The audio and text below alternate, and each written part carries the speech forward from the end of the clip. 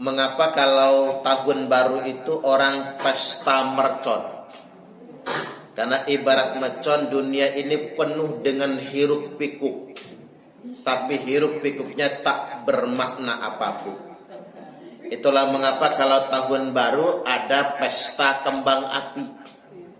Mengapa pesta kembang api? Karena semburat kembang api di langit itu tampak memukau, membuat kita terpana, tapi itu hanya sementara. Betul apa betul? Kan cuma sementara. Wow, kembang api yang begitu memukau, membuat kita terpana, sampai kita bilang wow, tapi sementara. Itulah rahasia dunia. Wa mal hayatud dunya illa mata'ul ghurur.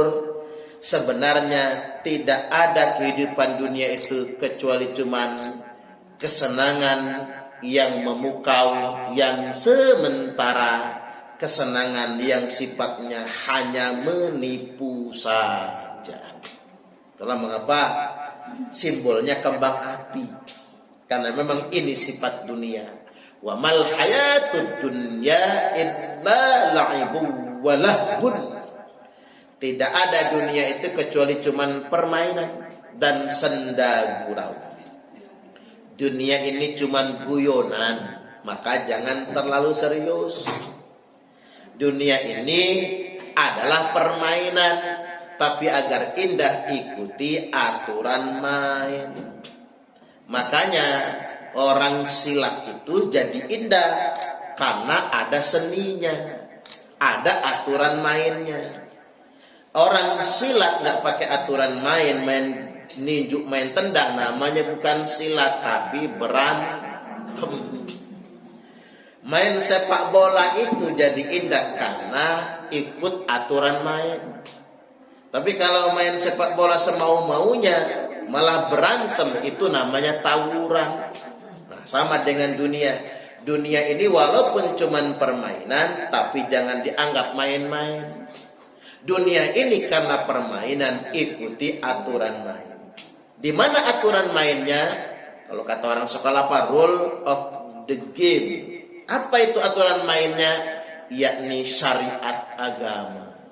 Allah Subhanahu wa ta'ala menurunkan syariat kepada kita semua agar kita hidup punya aturan main, ngikuti aturan main. Mudah-mudahan kita selamat hidup di dunia sampai akhirat. Allahumma amin, amin ya rabbal alamin. Waktu berlalu begitu cepat. Wa yataqarabaz zaman. Jadi tahun ke tahun itu begitu cepat sekali. Perasaan baru kemarin tahun baru, kok sekarang sudah tahun baru lagi. Perasaan baru kemarin Ramadan, ntar Ramadan lagi. Nggak lama rasanya, terlalu dekat dan terlalu cepat. Bahkan waktu dari pagi ke sore itu cepat sekali. Itu karena dua faktor. Mungkin karena hidup kita terlalu sibuk, atau mungkin kehidupan kita yang terlalu indah. Kira-kira terlalu sibuk atau terlalu indah?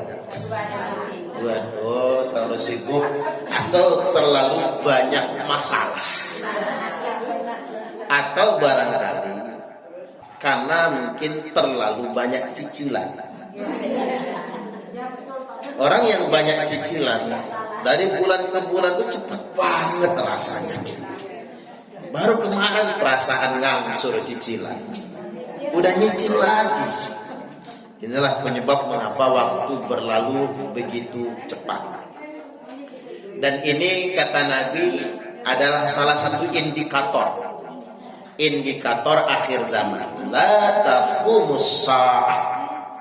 Jadi tidak akan terjadi hari kiamat itu hatta sehingganya ada beberapa peristiwa, di antaranya wa yataqarabaz zaman, di mana waktu berlalu begitu cepat. Kemudian yang berikutnya ibu-ibu, ini akhir tahun ini dibarengi dengan ancaman megatrust ya. BMKG merilis Megatrust bukan untuk menakut-nakuti bangsa Indonesia. Tapi setidak-tidaknya ya jangan terlalu nemen lah main di laut akhir tahun ini. Kalau bicara tentang bencana, saya ingin tegaskan sama ibu-ibu tentang teologi bencana. Apa itu teologi bencana? Bencana itu tidak hanya semata-mata terjadi karena fenomena alam, tapi bencana itu terjadi atas kehendak Tuhan. Sepakat nggak? Karena yang namanya khalifah cuman manusia khalifah itu. Artinya hanya manusia yang punya inisiatif sendiri, punya keinginan pribadi, mau ngapain saja. Panjenengan boleh pilih hari ini. Mau duduk di sini ngaji, mendengarkan ceramah, ngaji, mendengarkan nasihat, ngaji, mendengarkan ilmu, atau diam di rumah, tidur siang sampai ngiler. Itu kan pilihan kan? Karena panjenengan punya keinginan, punya hawa nafsu, punya ambisi, punya inisiatif. Tapi alam semesta tidak punya hawa nafsu. Alam semesta tidak punya inisiatif. Alam semesta semata-mata hanya tunduk kepada keinginan Allah Subhanahu wa taala. Maka kalau membicarakan tentang bencana, qul huwal qadiru ala ayyab'atsa 'alaikum 'adzaban min fawqikum aw min tahti arjulikum aw yalbisakum syi'a wa yudhiqa ba'dukum ba'sa ba'd.